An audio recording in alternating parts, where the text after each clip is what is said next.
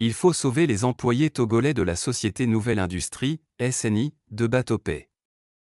C'est le cri d'alarme qu'il y a lieu de lancer ces derniers jours à travers tout le pays. Deviag, Ameibo Ephraim, Ameibo et Lolo, Pascal, Justin, Félix, Gogo, Palouki, Biam, Amako, Cassaigne, Dansou.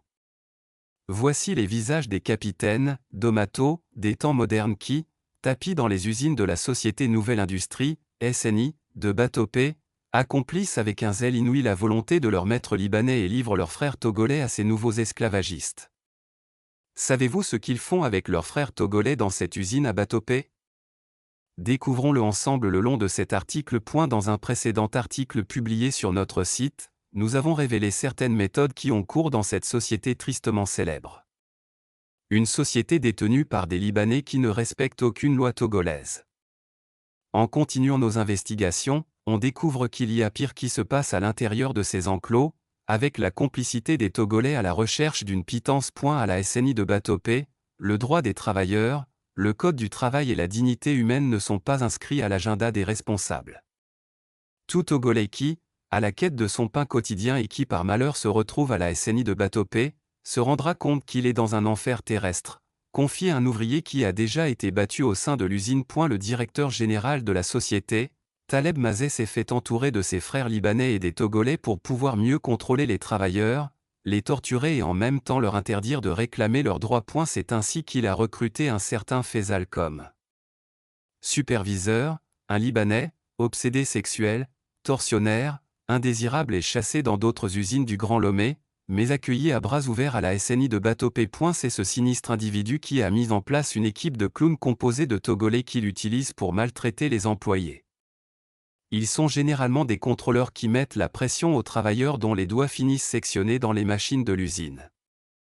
Ces accidents de travail ne sont déclarés à la Caisse nationale de sécurité sociale, CNSS, les ouvriers blessés abandonnés sans soin. Sévices corporels et tortures pour punir certains employés qui tentent de réclamer leurs droits face à toutes les injustices qu'on leur fait subir. Ces contrôleurs togolais, sur injonction de leur maître, mettent les ouvriers dehors dans la nuit profonde sans protection.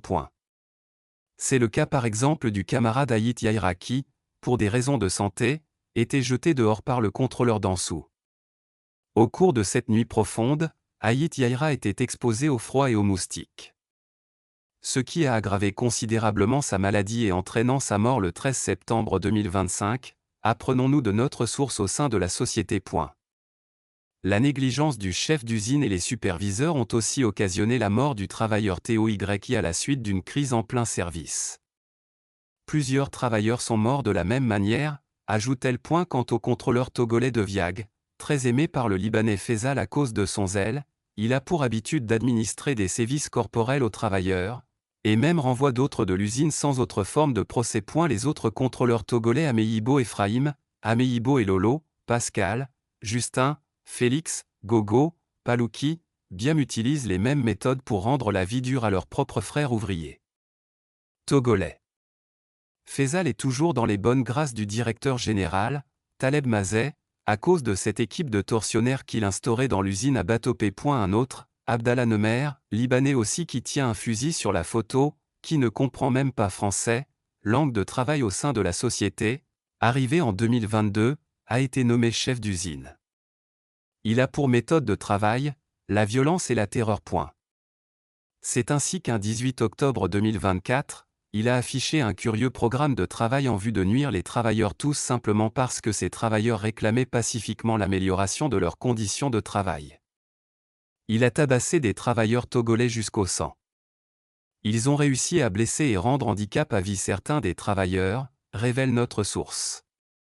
Mais il n'a jamais été inquiété. Un autre superviseur libanais, 800 exerce des voies de fait sur les ouvriers, même sur des délégués. Défiance vis-à-vis des autorités togolaises et licenciements abusifs. Ces Libanais, selon nos informations au sein de la société, crient à qui veut l'entendre qu'ils n'ont pas peur des autorités togolaises.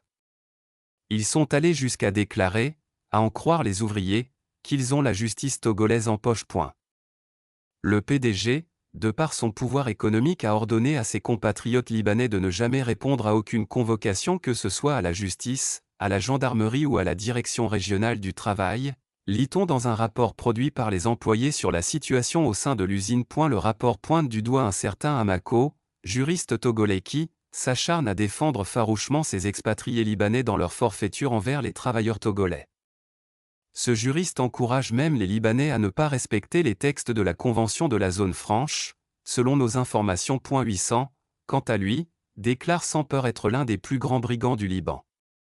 Ce qui l'amena à agresser les délégués, tout en infligeant injustement les mises à pied de 15 jours et de plus, diminuer considérablement leurs revenus mensuels, selon le rapport des ouvriers. Pendant les heures de travail, le superviseur ou ses collaborateurs contrôleurs se chargent de faire le gendarme derrière les travailleurs.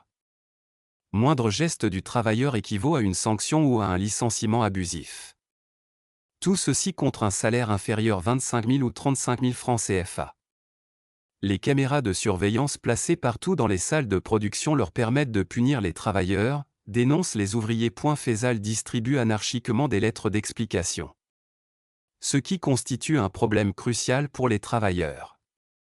Il a créé des sections de pénitence, une sorte de camp de concentration pour ceux qui aspirent au changement, notamment les délégués et ceux qui vont à l'encontre de son desiderata. Lui et les autres superviseurs utilisent les sanctions, les mises à pied, pour réduire considérablement le salaire des travailleurs.